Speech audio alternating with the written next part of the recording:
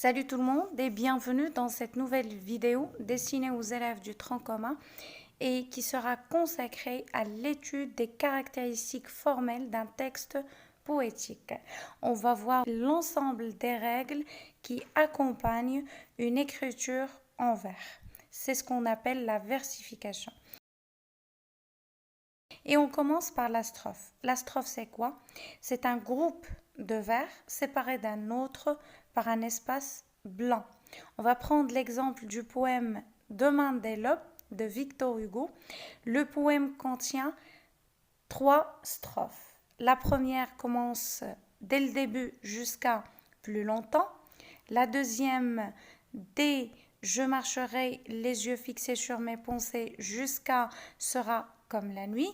Et la dernière strophe, je ne regarderai ni l'or du soir jusqu'à en fleurs.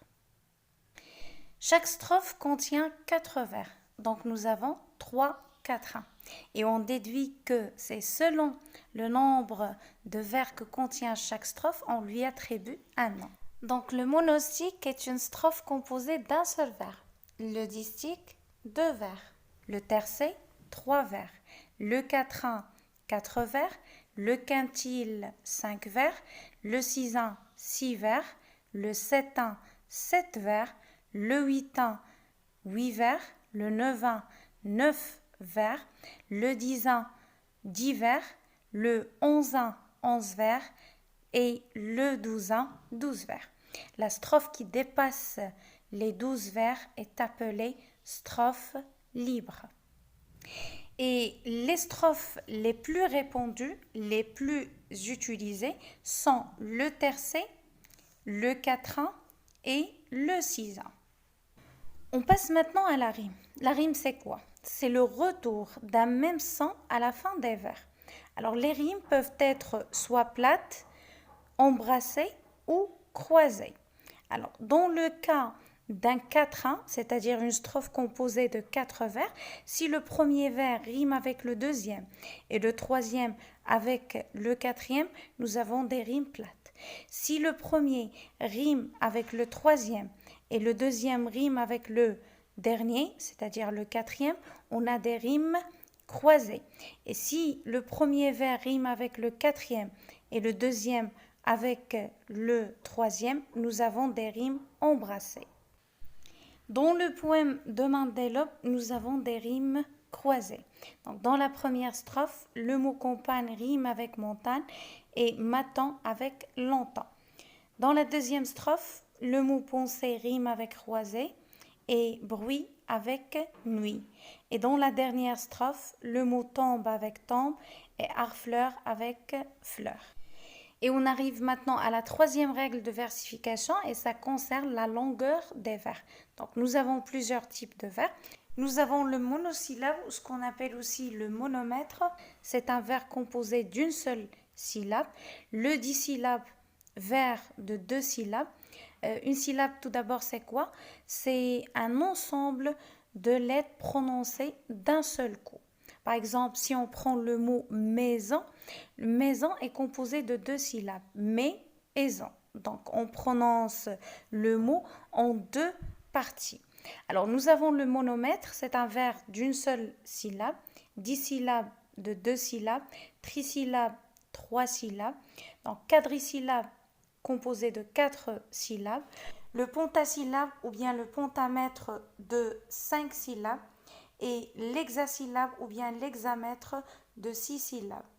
L'heptasyllabe ou l'heptamètre de 7 syllabes, l'octosyllabe ou bien l'octomètre de 8 syllabes, l'onéasyllabe ou l'onéamètre de 9 syllabes, le décasyllabe ou le décamètre de 10 syllabes, l'ondécasyllabe de 11 syllabes et l'alexandrin de 12 syllabes. Bien sûr, le vers qui dépasse les 12 syllabes est appelé vers libre. Les vers les plus répandus et les plus utilisés sont l'octosyllabe, le vers qui est composé de 8 syllabes, le décasyllabe qui est composé de 10 syllabes et l'alexandrin, le vers qui est composé de 12 syllabes. Donc on va voir un exemple, on va procéder à un découpage de la première strophe. Donc on va découper les vers de la première strophe pour préciser est-ce qu'on a un alexandrin, un décasyllabe, un octosyllabe ou autre chose. Donc on commence par le premier vers. De main. Donc jusqu'à présent nous avons deux syllabes. Des, troisième syllabe. L'aube, d'un seul coup. Donc quatrième syllabe. À, cinquième syllabe, leur, sixième syllabe, ou septième syllabe, blanchi. Donc nous avons 8, 9, la, 10, quand, 11, pagne, 12. Donc au total, nous avons 12 syllabes. C'est un alexandrin. On fait de même pour les autres vers. Donc je, partirai, vois, tu, je, sais, que, tu, m'attends. 12 syllabes aussi. Un deuxième alexandrin. J'irai par la forêt. J'irai par la montagne. 12 syllabes. Je ne puis demeurer loin de toi plus longtemps. 12 syllabes. Donc nous avons des alexandrins. Tous les vers sont des alexandrins. Donc voici une simple récapitulation. La poésie classique obéit à des règles précises. Ce sont les règles de versification. Et les règles de versification concernent tout d'abord la strophe qui a un nom. C'est selon le nombre de vers qu'elle contient qu'on lui attribue ce nom.